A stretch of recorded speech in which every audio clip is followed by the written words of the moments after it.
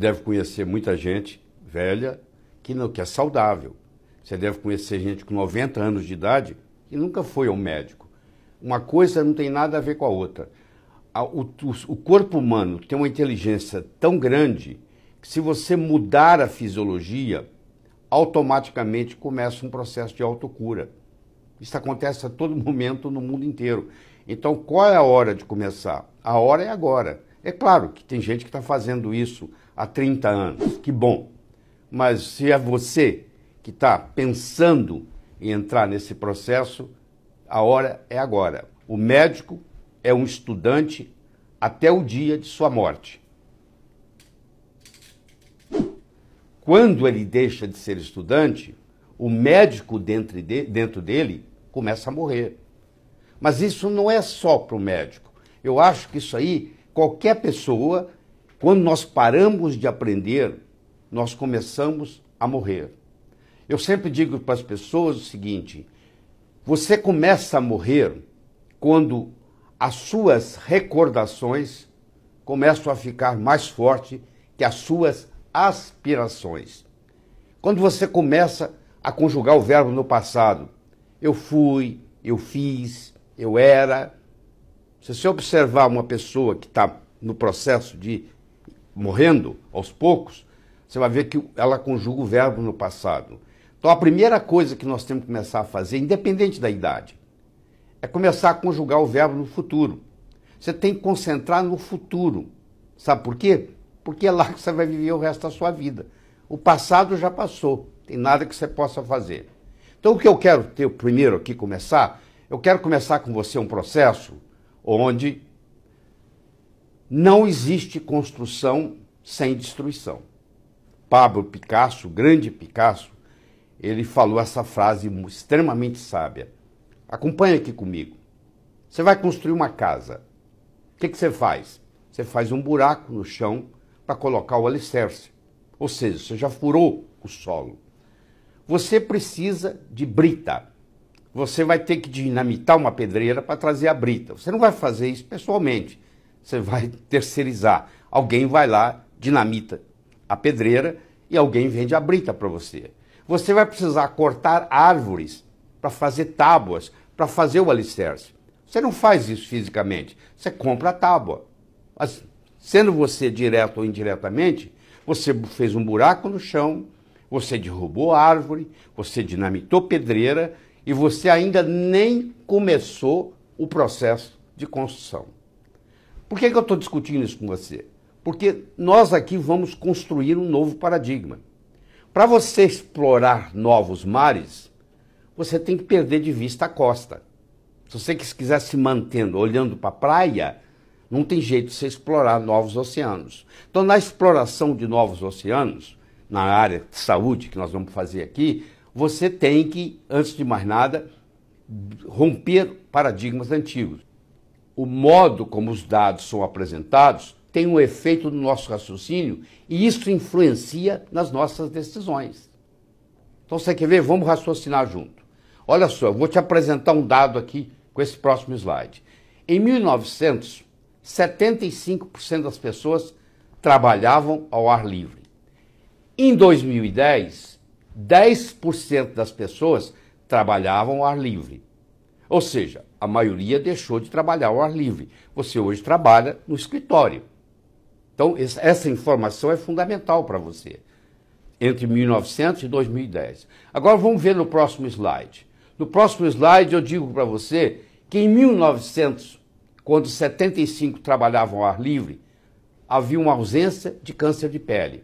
E agora, 2010, só 10% trabalhavam ao ar livre, é o tipo de câncer mais comum. Raciocina comigo.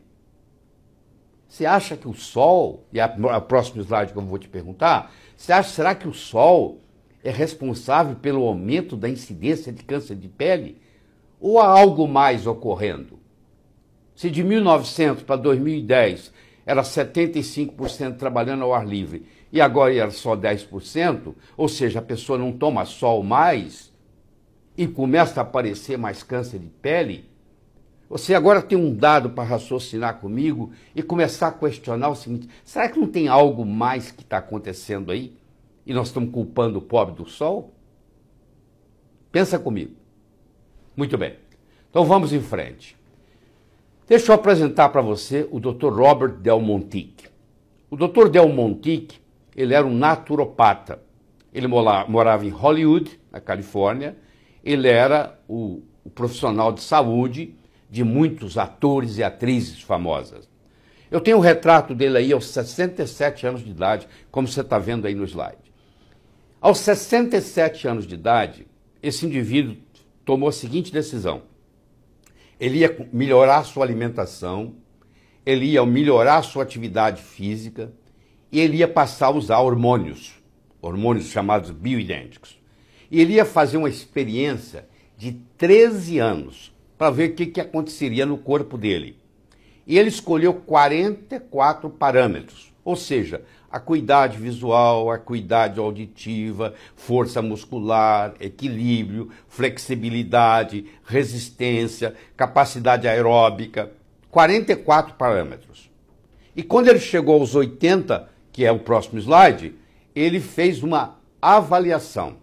Você mesmo olhando, você vai me dizer, olha aí, ele aos 80, ele tem mais músculo que ele tinha aos 67, ele tinha mais flexibilidade aos 80 que aos 67, uma melhor acuidade visual, melhor acuidade auditiva, a bioquímica dele era melhor. Então ele provou para nós que o indivíduo dos 67 aos 80 anos, ele pode rejuvenescer, ele pode ficar em melhor forma. O Dr. Del Montique morreu com 92 anos. Tá? Até hoje não se sabe o que aconteceu, mas ele estava muito bem no dia anterior. Tá? Mas ele morreu com 92 anos. Mas é uma experiência aqui para você. Vamos ver outras fotos dele aí para vocês terem uma ideia. Aqui está ele aos 84 anos de idade. Você está vendo a saúde que ele tem aos 84. Isso não é privilégio dele, não. Isso é qualquer pessoa que seguir a programação que nós vamos discutir aqui essa noite. Tá? Aí está ele, ó.